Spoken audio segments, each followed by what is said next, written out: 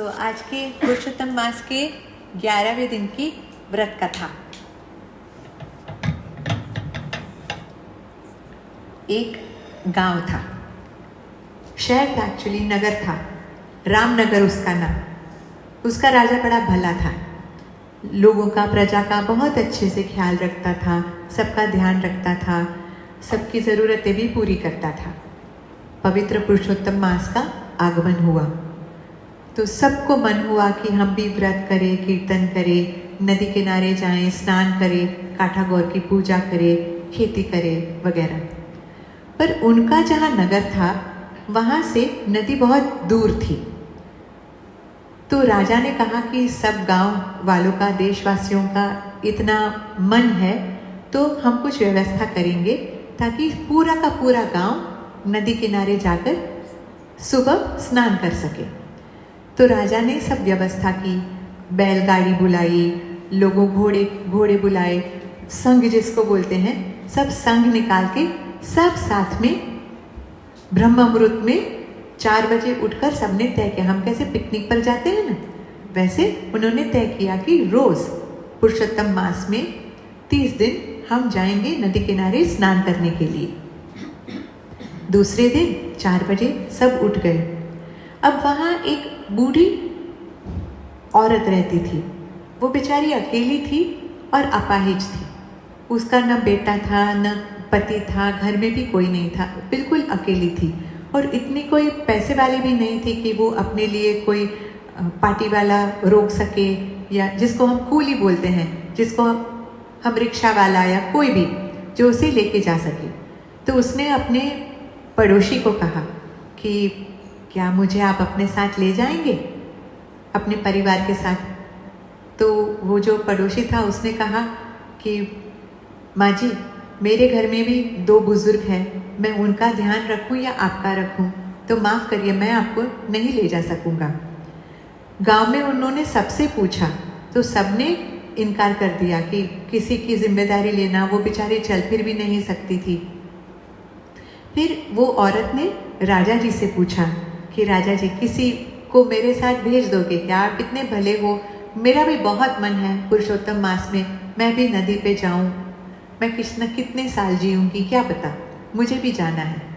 तो राजा ने कहा, माँ जी, सबकी व्यवस्था में सब लोग लग गए हैं, मेरे पास एक व्यक्ति की खातिरदारी करने के लिए कोई फ्री नहीं है, तो माफ़ी चाहता हूँ, मैं आपको कोई आपके स्पेसिफिकली आपके लिए मैं किसी को रोक नहीं सकूँगा।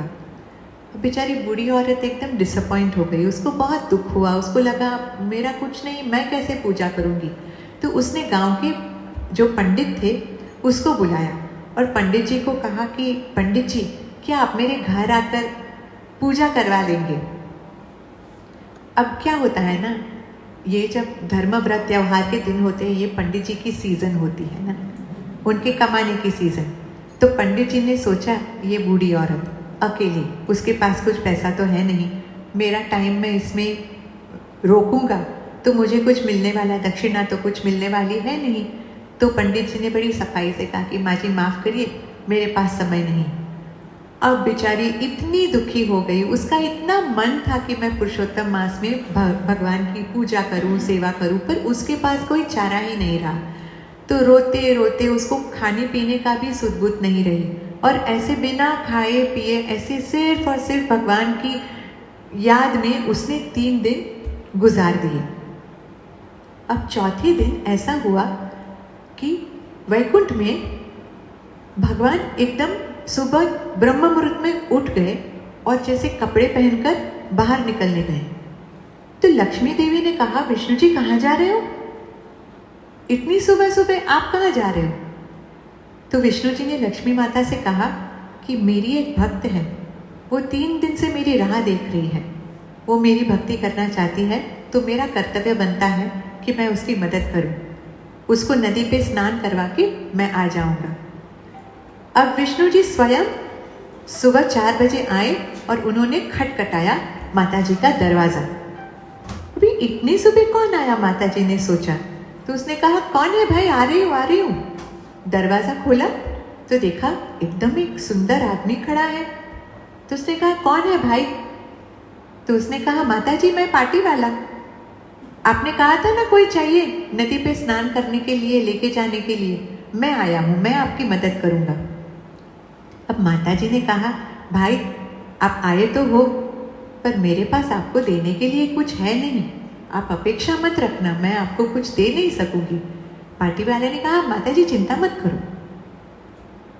मैं आपको लेके जाऊंगा, फिर महीने के बाद देखेंगे, आपको जो दक्षिणा देनी है आप दे दीजिएगा। अब पार्टी वाले ने माता जी को अपने कंधे पर बिठाया और नदी स्नान कराने लेके गया। अब जब पार्टी वाला उधर गया तो माता जी ने कहा कि स्नान तो किया, पर मुझे तो कांटा गौर की पूजा भी करनी है और खेत भी खेड़ना है, तो क्या तू मेरी मदद करेगा? तो पार्टी वाला ने कहा जरूर। तो पार्टी वाले की मदद से माता जी ने वो जिसको हम खेतर खेड़ना, वो भी उसने, बीज लगाते हैं, वो भी उसने किया।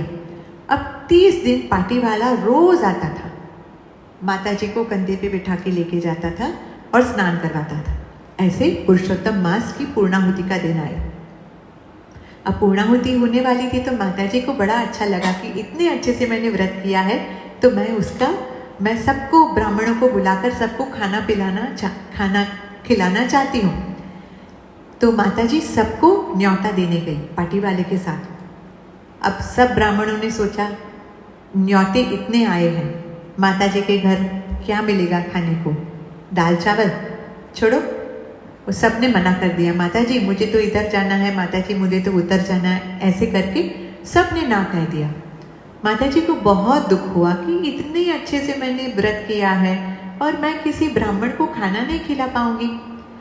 तो पार्टी वाले ने कहा आप क्यों फिक्र करती हैं, हमारे जो नदी के किनारे पे सब पेड़ लगे हैं ना, हम उन पेड़ों को बुला लेते हैं। तो माता जी ने कहा ठीक है। तो पार्टी वाला माता जी को लेके गया नदी किनारे, सब पेड़ को कुमकुम का टीका लगाया और माता जी ने कहा महाराज आप मेरे घर खाने के लिए पधारिएगा, मैं उत्थापन करने वाली हूँ, पूजा करने वाली हूँ, मेरा व्रत की पूर्णाहुति है। अब दूसरे दिन इतना अचंभा हुआ कि सुबह सुबह शिव जी उठ गए, तैयार होकर खाने के लिए जाने लगे। तो पार्वती जी ने पूछा आप कहाँ जा रहे हो इतनी जल्दी? तो कह रही विष्णु भगवान का न्योता है, मुझे खाने पे बुलाया है। ब्रह्मा जी जल्दी तैयार हो गए। ब्रह्माणी ने पूछा आप कहाँ जा रहे हो? मुझे विष्णु भगवान ने खाने के लिए बुलाया है।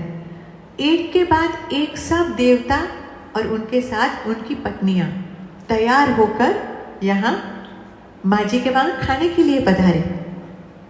अब एकदम भीड़ मच गई उनके आंगन में।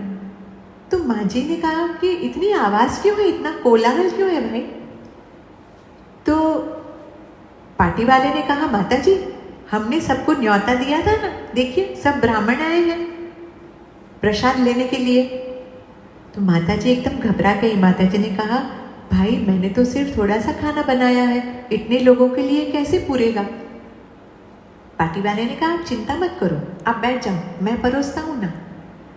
ब्राह्मण ने पार्टी वाला ने सब देवताओं को बिठा दिया, सबको वो पान की पत्राली दी।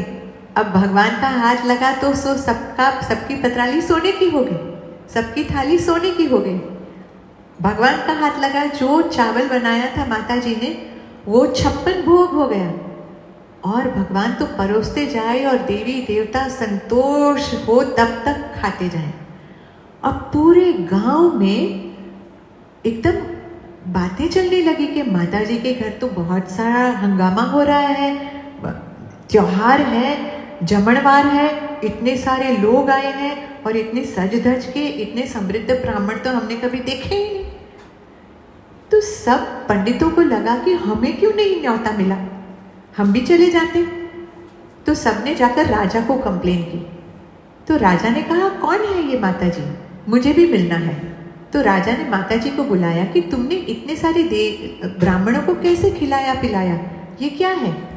तो माता जी बोली भाई मैंने कुछ नहीं किया, पर मेरा जो पार्टी वाला था ना उसने सब व्यवस्था की है, आप चाहे तो उसे पूछ लो।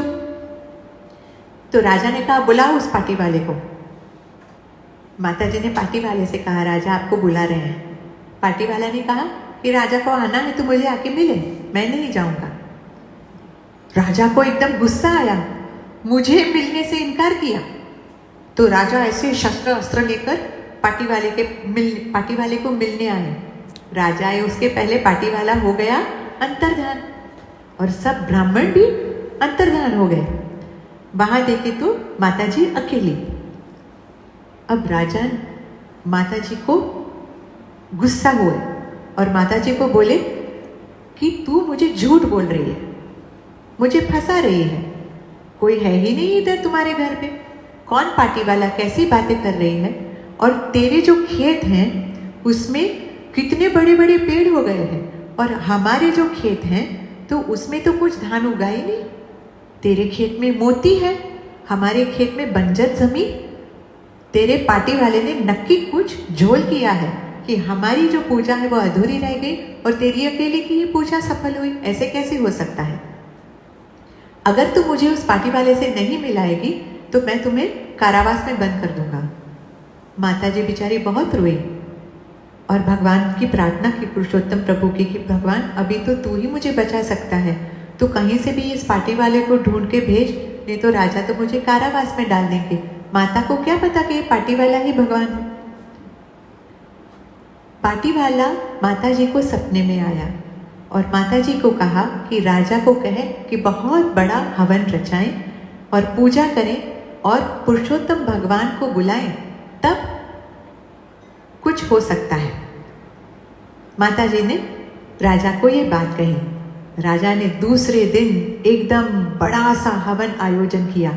सब पंडित को बुलाया, ब्राह्मण को बुलाया, अग्नि प्रज्वलित किया और जैसे ही हवि डाला तो ऐसे शंख दुंदुभी का नाद हुआ और गड़ गड़ गड़ गड़ गड़ गड़ आवाज करके शंख चक्र गदा पद्म धारण करके, पीला पीतांबर धारण किए, वैजंती माला गले में, कौस्तुभमणि का हार और ऐसे सुंदर कांतिमान भगवान पुरुषोत्तम भगवान प्रकट हुए और माता जी की जय जयकार हुई और भगवान पुरुषोत्तम भगवान की भी जय जयकार हुई। तो ऐसे जैसे माता जी की लाज रखी, जैसे राजा और उनकी प्रजा को दर्शन दिया, ऐसे पुरुषोत्तम प्रभु हम सब पर भी कृपायमान हो, ऐसी भगवान से प्रार्थना। पुरुषोत्तम भगवान की जय। पुरुषोत्तम योग का पाठ करके आज का सत्संग पूरा करें।